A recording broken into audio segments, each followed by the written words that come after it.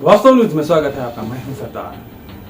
विजयपुर शहर के नहीं सारे हिंदुस्तान का इस बार का जो चुनाव है, मगर कुछ निराला ही हो गया ये चुनाव।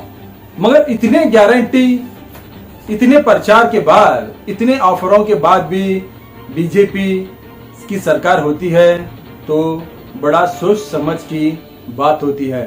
इतने जब ऑफर देते हैं, जिस जगह जाओ, जिस राज्य में जाते जाओ, जहां पर भी देखो वहां पर ठकाठक की ही चर्चे चलने लग गए।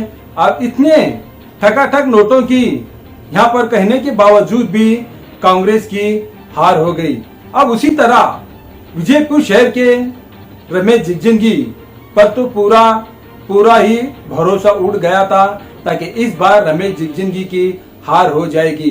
ताकि उन्होंने कुछ जगहों पर अपनी प्रचार के लिए चले गए थे, मगर कुछ जगहों पर बिल्कुल ही प्रचार ही नहीं हो पाया।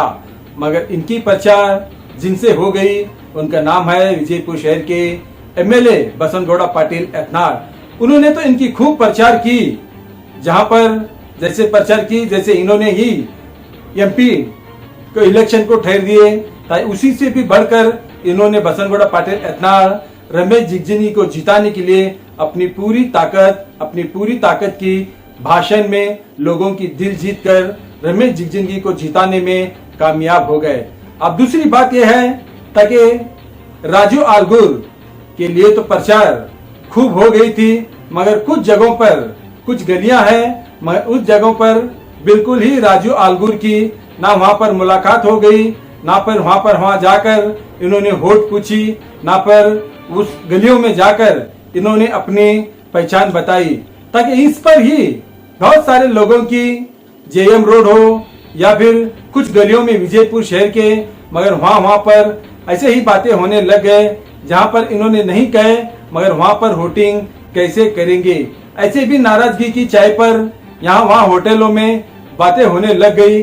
मगर शायद क्या इसलिए राजू आलगुर की क्या हार हो गई, या फिर क्या ऐसे ही बातों पर क्या चाय पे चर्चे पर ही होने लग गई ऐसी बातें, क्या वोटिंग भी लोगों ने किया या नहीं किया, ये तो बात और है। मगर इस बार रमेश जिगजिंगी का तो पूरा ही लोगों पर भरोसा उड़ गया था ताकि रमेश जिगजिंगी की हार हो जाएगी। मगर जीत पर जीत, अब तो हैट्रिक हो गई इनकी जीत। आप देखेंगे कैसे कैसे इलेक्शन में क्या क्या हो गया है।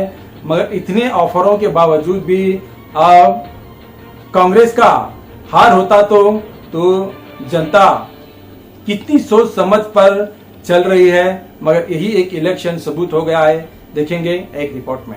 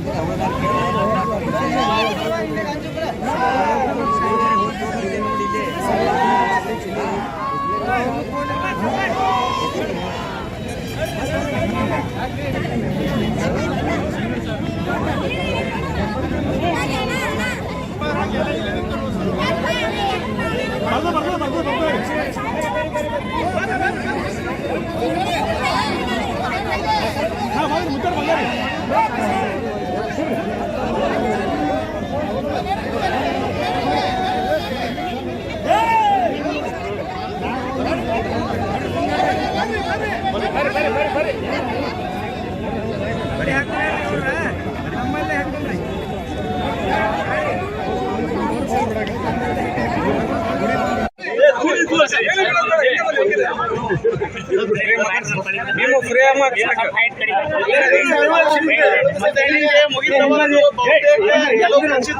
ಏನ್ ಹೇಳ್ತೀರಿ?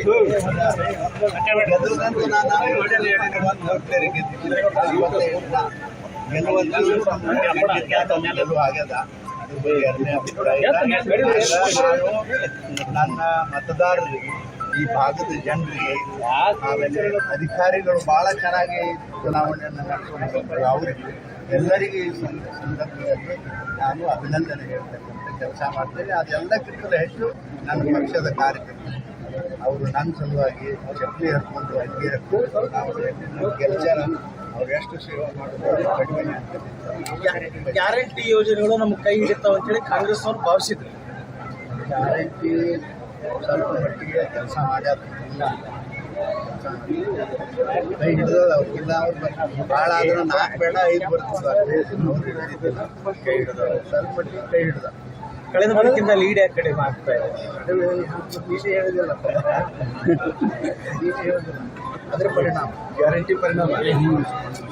ಈಗ ಸತತ 4ನೇ ಬಾರಿ ಯಾಕೆ ಇದ್ರಿ? ನಿಮ್ಮ ಮುಂದಿರೋ ಸವಾಲುಗಳು ಅಲ್ಲ, ಬಿಜಾಪುರದ 4ನೇ ಬಾರಿ ಆಯ್ತು. ಈಗ 4ನೇ ಬಾರಿ ಜನ ಏನು ಹೇಳ್ತಾರ ಅಷ್ಟು ಕೆಲಸ ನಮ್ಮದೇ ಅಂತಕ್ಕಂಥದ್ದು ಯಾವುದೋ ಬಂದ ಇಲ್ಲ.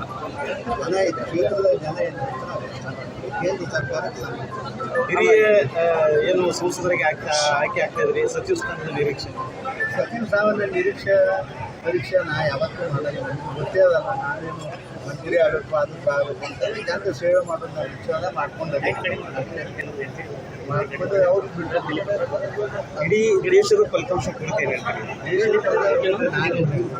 ನಾನು ಕ್ಷೇತ್ರದ ಅಲ್ಲ, ಹಿರಿಯ ಈಗ NDA ಅದೆಲ್ಲ ನೀವು ನೋಡ್ತಿರೋ ಎಲ್ಲ ಚೆನ್ನಾಗಿದೆ.